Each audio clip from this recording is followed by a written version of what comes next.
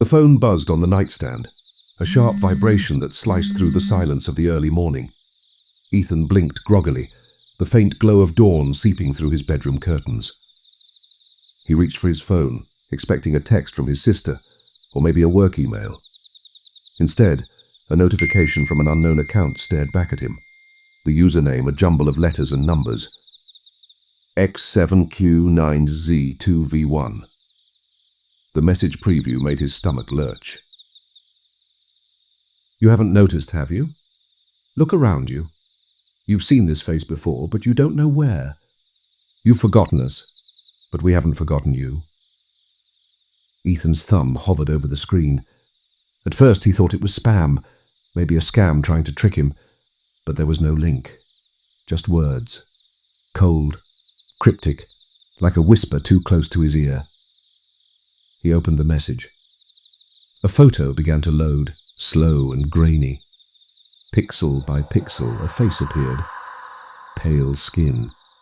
Dark, hollow eyes staring straight at him. Ethan froze.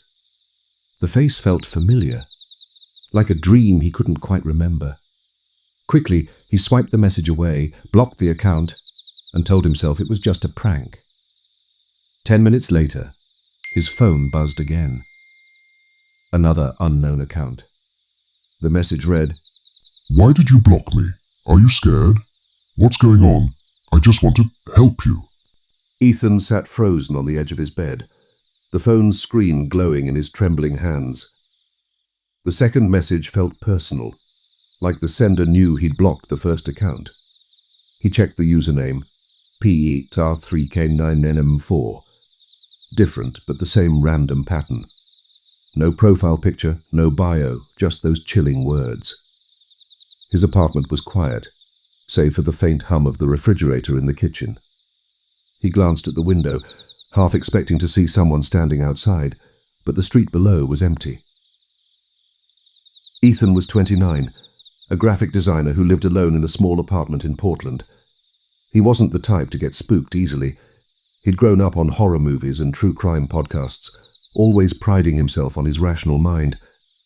But something about these messages gnawed at him. You've seen this face before, but you don't know where. He tried to shake it off, chalking it up to a sophisticated scam. Maybe someone had hacked his contacts or was messing with him for kicks. He decided to ignore it and got ready for the day.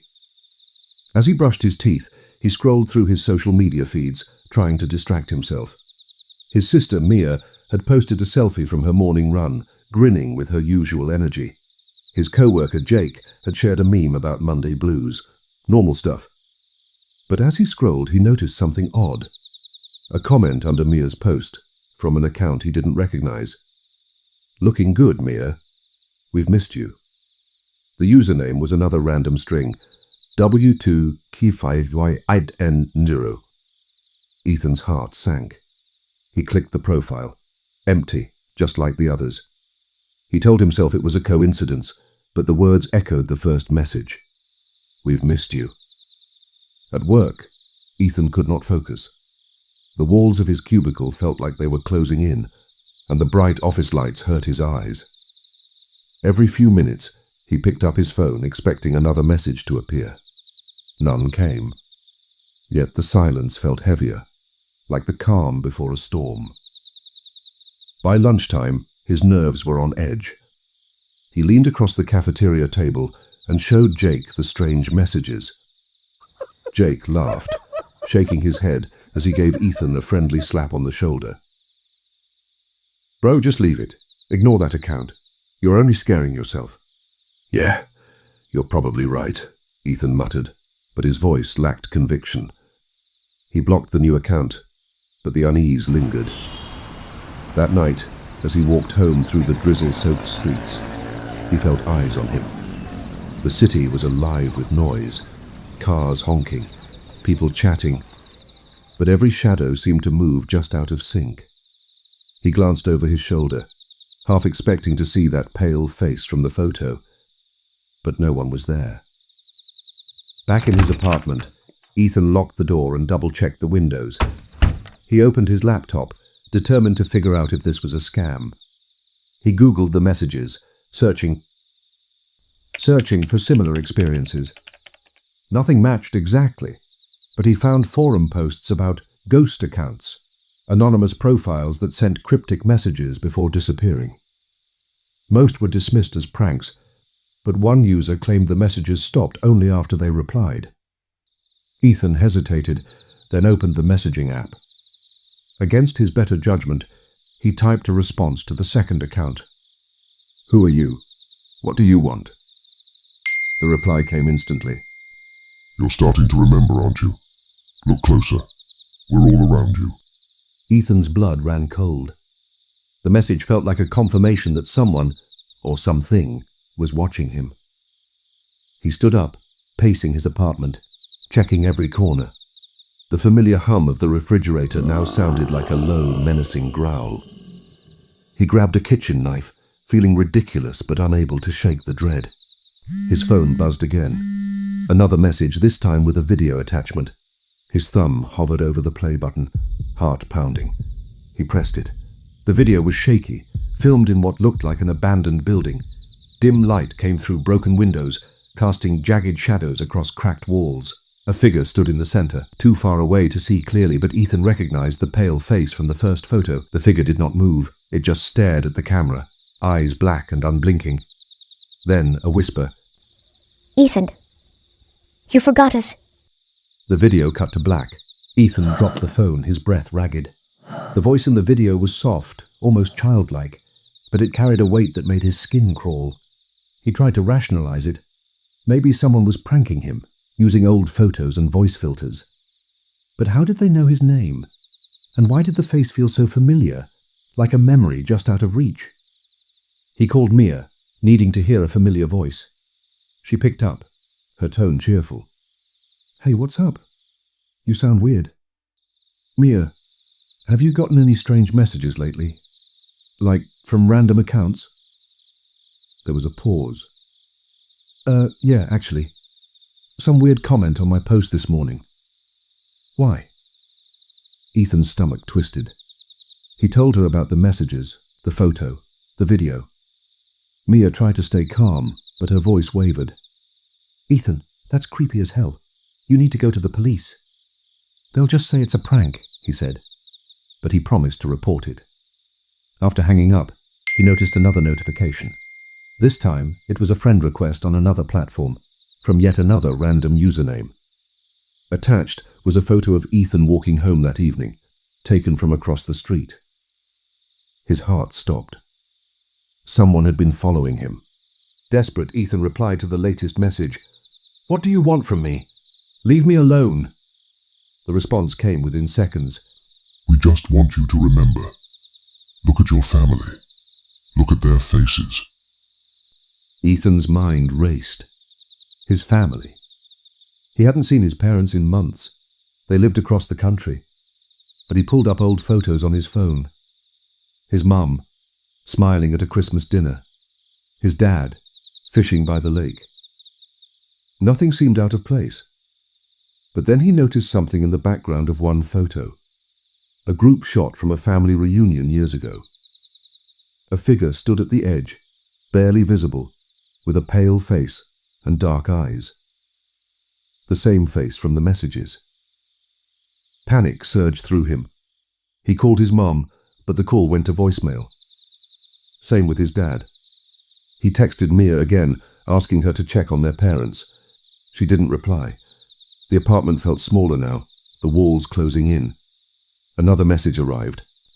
You're so close, Ethan. Look outside. Against every instinct, Ethan crept to the window. The street was empty, the rain reflecting streetlights in shimmering pools. Then he saw it. A figure standing under a lamppost, motionless, staring up at his window. The pale face was unmistakable. Ethan stumbled back, his heart hammering. The figure didn't move, but its gaze felt like a physical weight, pressing against him. The phone buzzed again, a new video. This one showed Ethan's apartment building, the camera panning up to his window. The footage was live. Whoever was out there was filming him right now. The whisper came again. You forgot us, Ethan. But we're here. We're always here. Ethan grabbed the knife and ran to the door, fumbling with the lock. He didn't know where he'd go, but he couldn't stay here. As he flung the door open, the hallway was empty, but the air felt thick, charged with something unnatural. He sprinted to the stairwell, his footsteps echoing. Halfway down, he froze. Footsteps were coming up from below, slow and deliberate. He backed up, trapped, as the pale face appeared at the bottom of the stairs, its eyes locked on him. Ethan turned and ran back to his apartment, slamming the door and locking it. His phone was blowing up with notifications now, each from a different account, all saying the same thing. Remember us. He threw the phone across the room, but it kept buzzing, the screen flashing with new messages. He sank to the floor, clutching the knife, trying to piece it together. Who were they? Why did the face feel so familiar? Then it hit him. A memory, buried deep from when he was a kid. His family had lived in an old house in the countryside, a place that always felt wrong. He'd had nightmares about a pale figure watching him from the woods, its eyes like voids. His parents had dismissed it as imagination, but Ethan remembered waking up one night to find his bedroom window open, the air cold and heavy. He'd told himself it was a dream, but now, had it been real? The phone buzzed again. Against his better judgment, Ethan crawled to it. The latest message was a photo of that old house, taken at night. Standing in front of it were his parents, Mia, and Ethan himself, all smiling, but their eyes were wrong. Too dark, too empty. At the edge of the photo was the pale figure, its face identical to theirs. The realization crashed over him like a wave. They weren't his family. They hadn't been for years. The messages, the photos, the videos, they weren't trying to scare him. They were trying to warn him. The real Ethan, the real family, had been forgotten, replaced by something else, something that wore their faces. A knock came at the door. "Ethan?" Mia's voice called softly. "Let me in. I'm worried about you." Ethan stared at the door, the knife trembling in his hand. The voice was hers, but it wasn't. He backed away, tears streaming down his face as the knocking grew louder, more insistent. The phone buzzed one last time. A final message. You remembered. But it's too late. The door creaked open. The clacking sound came out of nowhere, sharp and deliberate, like hooves on hardwood. It echoed through the small apartment, slicing through the quiet hum of the bedroom where Ryan and his girlfriend Lila lay curled up together. They froze, their breaths catching in unison. The noise wasn't a creak or a settling pipe. It was heavy, rhythmic, like something substantial moving with purpose in the kitchen. Ryan's heart thudded as he glanced at Lila, her wide eyes reflecting the dim glow of the bedside lamp. "Did you hear that?" she whispered, her voice trembling. The clacking came again, louder, closer, as if whatever was out there wanted them to know it was there. Ryan's hand tightened around Lila's, and he realized with a sinking dread that the bedroom door was closed, but the sound was loud enough to cut through it. Something was in their home. Ryan and Lila had been dating for a year, living together in a cozy but slightly run-down apartment on the edge of town.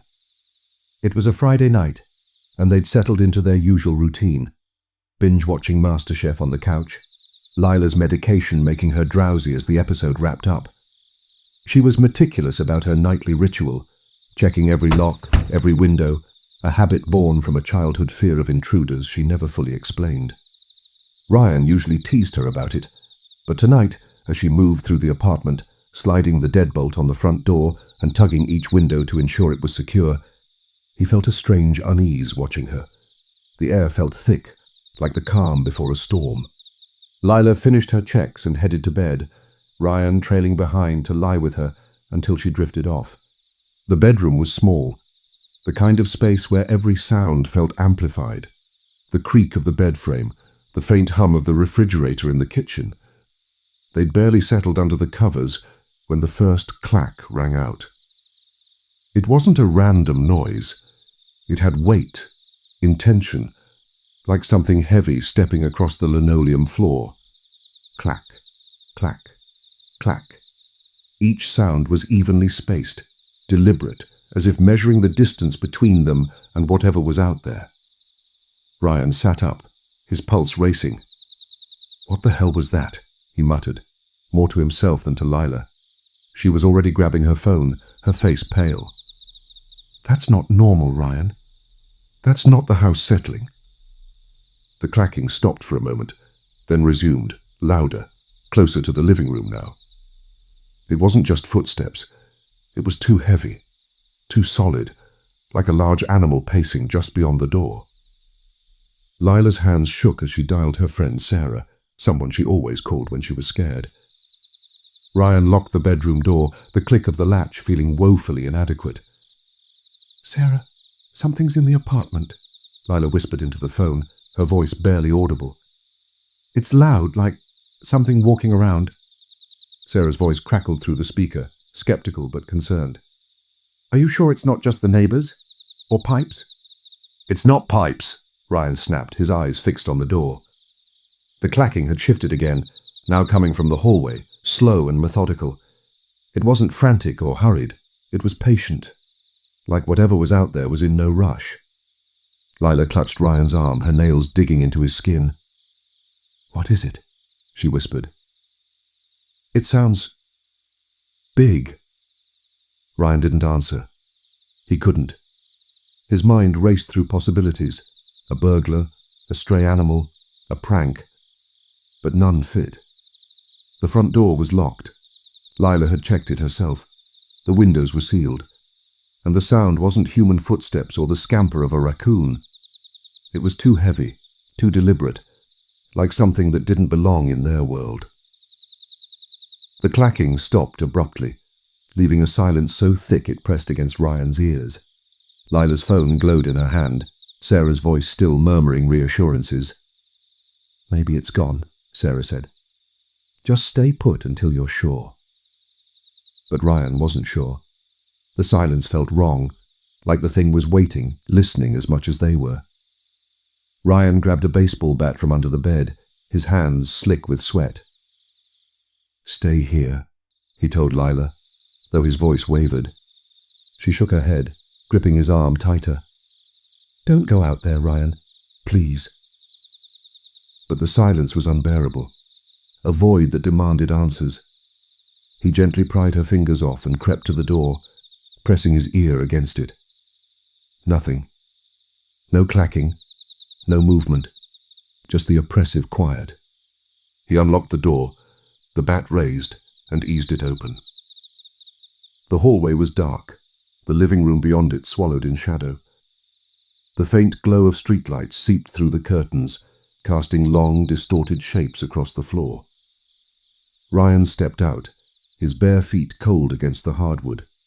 The air felt heavy, charged, like the moment before lightning strikes. He scanned the living room, couch, TV, coffee table. Everything was in place. He moved to the kitchen, the bat trembling in his grip. The kitchen was empty. No broken glass, no open cabinets, no sign of intrusion. But the linoleum floor gleamed oddly in the dim light, as if something had left a faint trail of moisture. Ryan's stomach churned. He checked the front door, still locked, the deadbolt firmly in place. Every window was shut, the latches secure. He stood in the middle of the apartment, the bat limp at his side, feeling like he was being watched. Back in the bedroom, Lila was still on the phone with Sarah. Her voice hushed. "He's checking the house," she said. "It's quiet now." Ryan shook his head, trying to reassure her, but his eyes kept darting to the corners of the room. "There's nothing out there," he said, but the words felt hollow. He sat on the bed, the bat across his lap, and they waited, listening for any sound. Then it came again. Clack, clack, clack. This time, it was right outside the bedroom door. Lila gasped, dropping her phone. Ryan shot to his feet, the bat raised, his heart pounding so hard it hurt. The clacking stopped, replaced by a low, guttural sound, like a breath, but not human. It was deep, wet, like air rattling through something ancient and decayed. Ryan backed away from the door, pulling Lila behind him. "Stay back," he whispered, though he had no plan, no idea what he was facing. The doorknob rattled. Not hard, not frantic, just a slow, deliberate twist, as if testing the lock. Lila stifled a scream, her hands over her mouth. Ryan's mind raced. The door was locked, but it felt like a flimsy barrier against whatever was out there. The rattling stopped, and the guttural breathing grew louder, closer, as if the thing was pressing itself against the door, listening to them. Then, a voice. Not from the phone, not from Lila, but from the other side of the door. It was low, gravelly, and impossibly clear. "You checked the locks," it said, mimicking Lila's voice from earlier that night. "But you didn't check me." Lila's eyes widened, her breath hitching. "That's not me," she whispered, tears streaming down her face. Ryan's grip on the bat tightened, his mind spiraling. The voice wasn't human. It was too perfect, too precise, like a recording played through something wrong. The clacking started again, now circling the apartment, moving from the hallway to the living room, then back to the kitchen. It was pacing, taunting them. Ryan's phone buzzed in his pocket.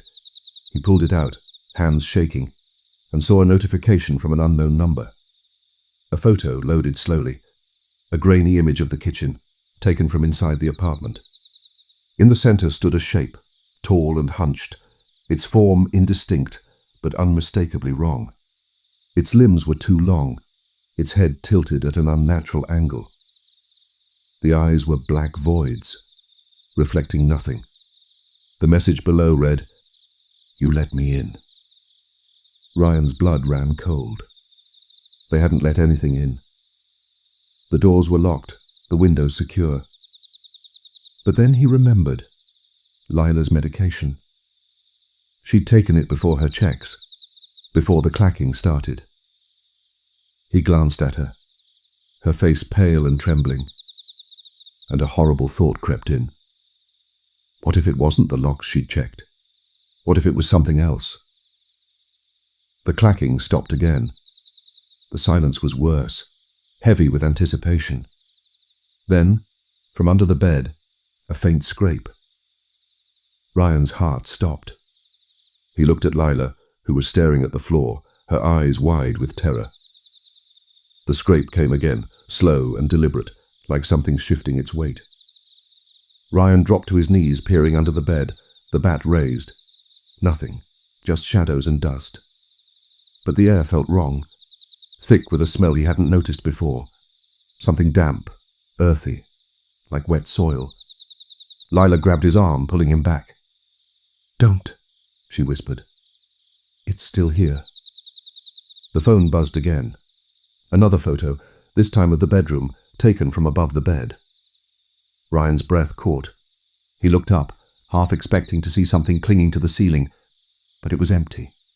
The message read, "I'm closer than you think." The realization hit like a sledgehammer. It wasn't in the kitchen.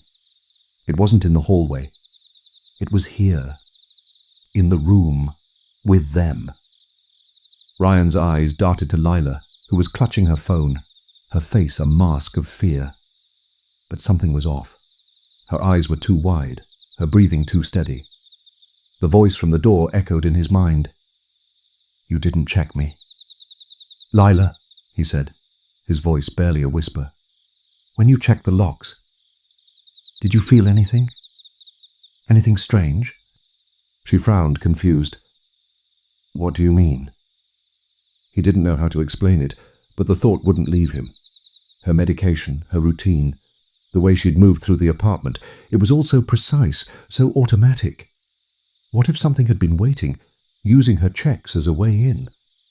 What if it had been inside her all along? The lights flickered, and the clacking started again, not from the kitchen or the hallway, but from inside the room. It was soft at first, then louder, coming from Lila's side of the bed. Ryan turned, the bat slipping from his hands. Her eyes weren't hers anymore. They were black, bottomless, like the thing in the photo. Her mouth opened, and the same gravelly voice spoke, not from her throat, but from somewhere deeper, older. "You let me in, Ryan. You always do." The door rattled again, but this time it was Lila's friend Sarah, pounding from the outside. "Ryan! Lila! Open the door!" But Ryan couldn't move. The thing wearing Lila's face smiled, its teeth too sharp, its head tilting at that same unnatural angle. The clacking grew louder, filling the room as the lights went out. The Chicago L train rattled through the night, its wheels screeching against the tracks as it swayed through the city's concrete veins. Chris slouched in his seat, bone-tired after a long shift at the warehouse, the fluorescent lights flickering above him. The car was half empty, a scattering of commuters lost in their phones or staring blankly out the windows. At the next stop, the doors hissed open, and she stepped in. A woman so beautiful she seemed to glow under the harsh train lights. Her long, slender legs gleamed beneath a short skirt, her movements graceful yet deliberate, like a predator gliding through tall grass. Chris couldn't take his eyes off her. She moved down the aisle, her gaze sweeping the car as if searching for someone. His pulse quickened, a mix of awe and something uneasy he couldn't name. Then a raspy voice broke his trance. "You can see her too, can't you?" The old woman sitting next to him, her face a map of wrinkles under a tattered scarf, stared at him with eyes that seemed to pierce through his skull. Her words weren't a question. They were a warning. Chris's stomach twisted as he realized something was wrong. Terribly wrong. Chris was a 42-year-old warehouse supervisor, balding and carrying a few extra pounds, the kind of guy who blended into the background of Chicago's bustling streets. He wasn't one for ghost stories or superstitions. He left that to his cousin, who was always yammering about haunted houses and Ouija boards. But that night on the L, as the train clattered through the city, something felt off. The air was heavy, the kind of thick stillness that makes your skin prickle. He'd been riding the Blue Line home from work for years, and nothing had ever felt like this. The woman who stepped onto the train at Demon Station was impossible to ignore. Her dark hair cascaded over her shoulders, catching the light like silk, and her eyes, sharp and magnetic, seemed to pull the air out of the car. She wore a fitted jacket over a short skirt, her heels clicking softly as she moved down the aisle. Chris felt his face flush, his eyes following her despite himself. He wasn't alone in staring, or so he thought, until the old woman spoke. "Look around you," she whispered, her voice low and gravelly, like she'd smoked a pack a day for decades. "Does anyone else seem to notice her?" Chris blinked, tearing his gaze from the woman. The car held a dozen people. A group of teenage boys laughing over a phone, a tired-looking nurse in scrubs, a businessman tapping away at his laptop. None of them looked up. Not one. The teenagers, who should have been tripping over themselves at the sight of her, didn't even glance her way. The nurse's eyes stayed glued to her book. The businessman's fingers never paused. It was as if the woman didn't exist. Chris's mouth went dry. "What do you mean?" he managed, his voice barely above a whisper. The old woman leaned closer, her breath sour and warm against his ear. "I'm a pro, son. I see things others don't. Ghosts, spirits, the ones who linger. But you," she jabbed a bony finger into his arm, "you're no medium. So why can you see her?" Chris's heart thudded. "A ghost? That's crazy. She looks alive." He stole another glance at the woman. She was standing near the far end of the car now, one hand resting lightly on a pole, her head tilted as if listening to something no one else could hear. She didn't flicker or fade like ghosts in movies. She was solid, real, her presence commanding the space. "Movies," the old woman scoffed, her lips curling into a grim smile. "You've watched too many. Ghosts don't always look like sheets or shadows. Some hold on to who they were, especially the ones who didn't leave willingly." Her eyes darkened.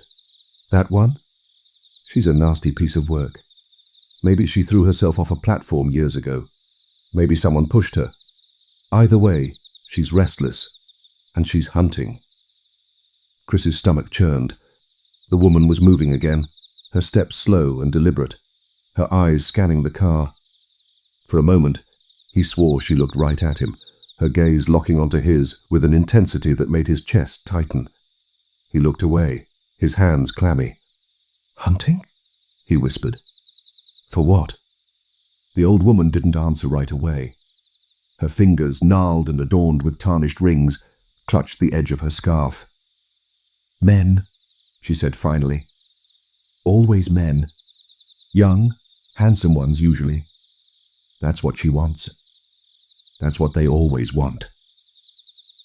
The train lurched as it rounded a curve, the lights flickering briefly, casting the car into momentary darkness. When they came back on, the woman was closer, halfway down the aisle now, her heels clicking in a slow, deliberate rhythm that echoed the pounding of Chris's heart. He tried to focus on the old woman's words, but his eyes kept darting to the figure moving toward them. Her beauty was almost painful now, like staring into a flame. But there was something wrong about her. Her movements too fluid, her smile too sharp. "She's coming this way," the old woman hissed, her voice urgent. "Don't look her in the eye. Whatever you do, keep your head down." Chris's breath hitched. "Why? What happens if I do?" The old woman's gaze was steely. "You don't want to know. Just trust me. She's not here for you, not yet. But if you meet her eyes, she'll see you. Really see you. And then you're hers." Chris closed his eyes tightly. His head was bowed. His hands gripped his knees so hard that his knuckles turned white. The air in the car grew colder. It felt heavy, like a storm was coming. He could hear the woman's heels. They were getting closer. Each click sounded like a countdown. The old woman whispered under her breath. Chris could not understand the words. They repeated in a pattern, almost like a prayer. The air grew even colder. His breath appeared in small clouds. Chris wanted to look. He wanted to see if she was really there. But the old woman's warning stayed in his mind. The clicking stopped. Silence pressed against his ears, broken only by the distant rumble of the train. He felt her presence, a weight in the air, as if she was standing right in front of him. His skin prickled, every nerve screaming to open his eyes to look, to confirm she was real. But he didn't. He couldn't. His heart pounded so loudly he was sure she could hear it. Then, a soft laugh, low, melodic and chilling. It wasn't human, not entirely. It was the sound of something ancient, something that had learned to mimic joy but didn't understand it. Chris's stomach twisted, and he felt a brush of air, like a hand grazing his cheek. He flinched, his eyes still clamped shut, his body rigid. "She's moving on," the old woman whispered, her voice barely audible. "Don't look yet." Chris waited, his breath shallow, until the train slowed and the doors hissed open at the next station. The old woman's hand gripped his arm hard. "It's all right now. Look." He opened his eyes slowly, his vision blurred with fear. The woman was at the far end of the car, her back to them, her arm linked with a young man in a tailored coat. He was handsome, with sharp cheekbones and a confident stride, the kind of guy who turned heads. They stepped off the train together, her movements graceful but predatory, like a spider guiding a fly. The man didn't seem to notice anything wrong, his smile easy as they disappeared onto the platform. "She found her prey," the old woman said, her voice heavy with something like pity. "That poor boy. He's unlucky, but he'll live. Probably." She turned to Chris, her eyes narrowing. "You, though. You're lucky. She didn't want you. Not tonight." Chris's mouth was too dry to respond. He glanced around the car again. The teenagers were still laughing, the nurse still reading, the businessman still typing. None of them had noticed anything. It was as if the woman had never been there. The old woman leaned back in her seat, her grin revealing a flash of yellowed teeth. "You're lucky to be alive, son. Bald, fat, middle-aged. Not exactly her type." She chuckled, a dry, humorless sound. "Today's a freebie. If this was a job, I'd have charged you $500 to keep her off you." Chris forced a weak laugh, his mind reeling. "You're... what, a medium or something?" "Something like that," she said, her eyes glinting with a knowing that made his skin crawl. "I've been cleaning up messes like her for years. But you..." She pointed a bony finger at him. "You shouldn't have seen her. Regular folks don't. Not unless she wants them to. Or unless something's marked you." "Marked me?" Chris's voice cracked. "What does that mean?" The old woman didn't answer. The train slowed for the next station, and she stood, pulling her scarf tighter around her shoulders. "Be careful, son. She's not the only one out there." Without another word, she shuffled off the train, vanishing into the crowd on the platform. Chris sat frozen, the car suddenly too quiet, too empty.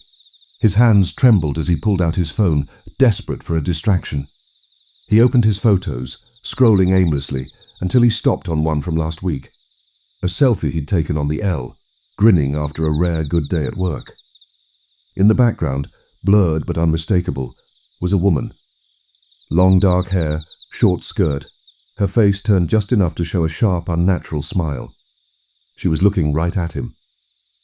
His phone slipped from his hands, clattering to the floor. The train lurched forward, but the air felt different now, heavier, like it was watching him. He hadn't seen a ghost before that night, and he hasn't since. But as he sat there, alone in the flickering light, he couldn't shake the feeling that something had seen him, and it wasn't done.